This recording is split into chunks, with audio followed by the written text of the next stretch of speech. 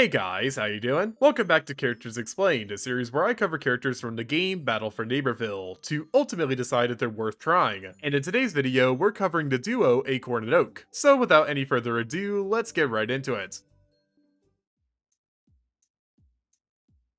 Longtime viewers might have noticed that I didn't include their background in that title card. Well, that's because they don't really have one. I figured I'd mention that before we actually start discussing these characters. Anyways, Acorn and Oak are part of the defense lineup for plants, which means that they're often more defensive in their capabilities. And to make the explaining process easier, we'll be separating both characters in this section of the video because both characters have pretty different stats. So with that in mind, we'll cover Acorn first. Acorn has 75 HP, and his primary, the Shell Shot, deals 6.6 damage normally with 7.92 as a crit. He has 45 ammo and his RPM is 525, so all around his primary is pretty strong, and that actually really helps him in particular because not only is he very frail, but he also has a tiny hitbox. Moving on to his abilities, we'll start out with Sap Trap. This ability is basically a sticky bomb as it sticks to whatever or whoever it lands on, and this logic applies to not only zombies but also plants as well. When detonated, it deals 65 damage to whatever it hits, while also sending zombies back. It also launches Acorn if he uses it on himself, which is pretty neat. Now, it isn't the most consistent ability in the world, but overall it's solid for what it's worth. The next ability is Invoke Oak, which activates Oak. We'll talk more about him later, but for now let's move on to Acorn's final normal ability. This one is called Acorn Dash, and it does exactly what it sounds like it does. This ability makes Acorn dash a few meters in whatever direction you want him to dash in, so this ability can be used in any direction like Scientist Warp. You also get two of these, so if the situation gets pretty dire, you can dash even further away. Overall, it's a pretty solid ability. And that about wraps up base Acorn, but before we move on, let's discuss his alternate form, that being an Oak Passenger. Basically, whenever Acorn hops on an Oak's head, it gets a couple of unique properties, so let's discuss them. Acorn's primary changes to the treetop turret, which actually has an overheat. This primary only deals 5 damage, with 6 being the crit. This primary could shoot up to around 60 consecutive times it seems, and the RPM is 800. And that's not even all that changes. He also has two new abilities, and we'll cover Lumber Support first. This ability gives Acorn and Oak he's riding 50% armor while providing a massive health boost. The armor is temporary, but the health boost stays as long as it isn't overhealth. This ability works really well for multiple reasons, one of the biggest being that all three Acorns riding the Oak have a unique icon that shows if they have the ability ready or not. Overall, this is one of the most broken abilities in the game if you ask me. Oh, and the other ability is simply just an exit. Not much to say there. But overall, Acorn is pretty good. So let's move on to Oak now. Oak has 300 HP, and his primary, the Wood Grief, deals 38 damage flat with 16 being the splash. He has 10 ammo and his RPM is 85, so already Oak is pretty good. But of course, there is a catch with him. He can't sprint, so keep that in mind moving forward as his incredible tankiness will make more and more sense. Moving on to his abilities, we're first starting with Super Sap Trap. This ability acts the same as Acorn Sap Trap in many ways, so we won't go over most of it. But there's still a few distinctions, so let's cover them. First of all, this Sap Trap is a lot heavier, so keep that in mind while throwing it. It also deals 125 damage, so it's pretty strong. But unfortunately, the hit detection is arguably worse with this one, which is a real shame. But besides that, it's pretty good. His second ability, similar to Acorn's, is just an exit back to Acorn, so there's no real discussion to have there. But the last ability can be discussed. This ability is called Roll for Damage. When activated, Oak throws out a pile of logs that roll in front of Oak, each one dealing 60 damage to whatever's in front of him. And that's honestly about it. It's pretty good. Overall, these characters are pretty good. I know, not to beat a dead horse here, right? They have a lot of variety in their kits, which is honestly a really welcome sight. But can their upgrades make them better? Well, let's find out.